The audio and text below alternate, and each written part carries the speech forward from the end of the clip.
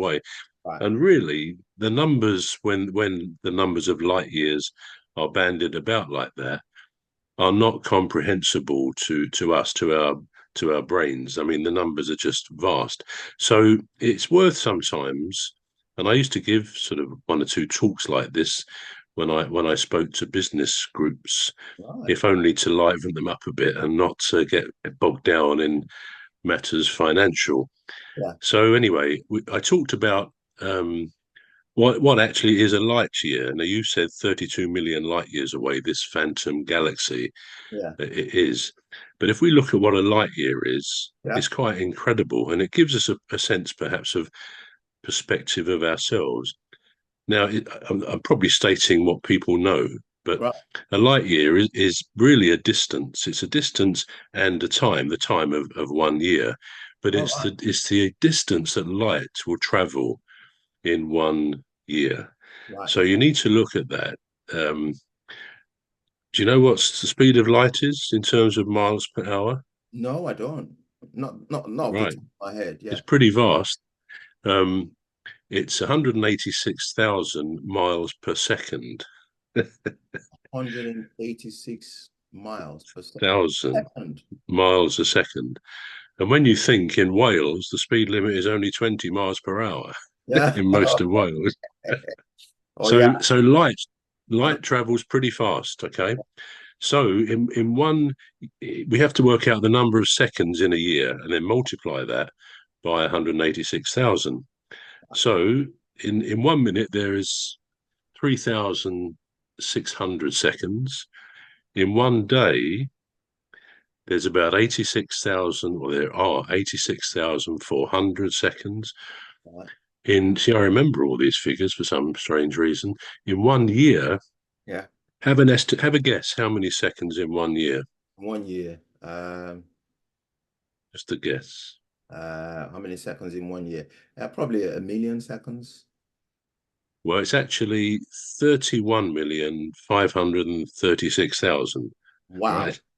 Wow. So now what I'm going to ask you to do now, Emmy, is multiply, please, 186,000 Right. by 31,536,000. Right. I'm gonna go I calculate mean, here. I do know the answer to that, but you can have a go if you Right. Okay. like. So you say that. Can you repeat that, please? Sorry? Can you repeat I'll that? tell you what it is, shall I? Yeah. Go on. Right, and it's the distance of one light year. It comes to about 5.88 million miles. Now, a million is a trillion. Right. Okay. So one light year is just under 6 trillion miles. Let's think about that. 6 million miles. It's mind blowing, isn't it? Now, the nearest star to us, to our solar system, obviously, the nearest star is the sun. Right. But the nearest star, called Proxima Centauri, I think it's called, is 4.24 light years away. 4.24 light years. Now, the space shuttle, when it was going, Yeah. averaged about 17,500 miles per hour Right. around the Earth, which is pretty fast, It's obviously. fast. Yeah. So, how long would a space shuttle at that speed take to get to the nearest star, Proxima Centauri? 4.24 light years away. Right. Any guess? How long would it take? It's only a guess. You can't work it out, obviously. Yeah. Wow. What was the question again? Let's see if I got it. How long would it take? It's complicated. That's a nice one. Not What was the complicated. question again? It's not It's, complicated. I can't even remember the question. it's, I hope we've still got one or two listeners after this. Sorry, what did I say? How long would a space shuttle Yeah. take to do that? To get And to I do know the answer to the that. nearest Um, Saturn, I it's Let me just see if I had that one there. Just bear with me 2 ticks. It would Wow. actually take right, space shuttle going at 17,500 miles an hour to the nearest star Yeah. would take 148,000 years, right? At 148,000. that speed, 148,000 thousand years at 17 and a, because humans really the going to the moon, they did travel up to, I think, around 30,000 miles an hour, probably averaged 25,000 in free space. Right. But the average speed going around in orbit, the shuttle did, was 17,500. That to the nearest star, it would take 148,000 years. Now, again, this is becoming a bit like an education on the universe, but just to sort of conclude, Yeah, as I'm sure you know, the Earth is in something called it's a galaxy called the Milky Way, yeah, okay. and I know that. if you galaxies tend to be sort of circular, like a Catherine wheel firework, but Right. in a sense, there's a rectangular element to them, so that they can be measured. Now, the Milky Way is across, so it's Yeah. across about 30,000 light years. Bearing in mind, one light year is 6 million miles. Length downwards is 100,000 Yeah. light years. Now, again, we can't really begin to understand those figures. But when you think in the Milky Way, there are estimated over 200 billion stars, some of which could have solar systems like our one does.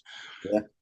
But the Milky Way galaxy, those huge sizes, they think there are probably 2 to 3 billion galaxies in the observable universe, which is the parts of the universe we can now observe with the latest James Webb telescope.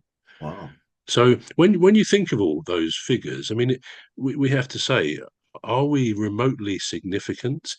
I remember a few years ago there used to be a spaceship which NASA sent up called Voyager. I think they sent two or three of them, Yeah. but one of them, on leaving the solar system, it's now out in deep space somewhere.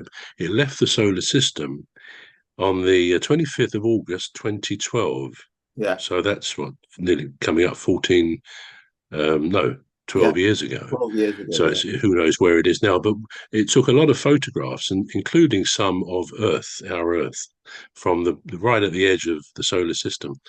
And it's an incredible picture. It was in the newspapers because you see a typical universe type picture, and Yeah. this tiny, tiny dots. They had an arrow on, and they said, "This is you are here. This is where we were, the Earth." The Yeah. tiniest dots in this picture of space, and again, you think, well, just how insignificantly small are we? Right. But the other side of that is perhaps, who knows? Everyone says there's, like, how can it be we're the only species, the only intelligent life in the universe? Because of the numbers involved, you think there must be other similar solar systems. On the other hand, the fact that life emerged on this planet is what they call the Goldilocks zone, where everything was just right, just enough, like the porridge in the Goldilocks story. Yeah. If the Earth hadn't been positioned as it was on its axis, which gives us the seasons, in between the habitable zone called the Yeah. Goldilocks zone, life couldn't have happened.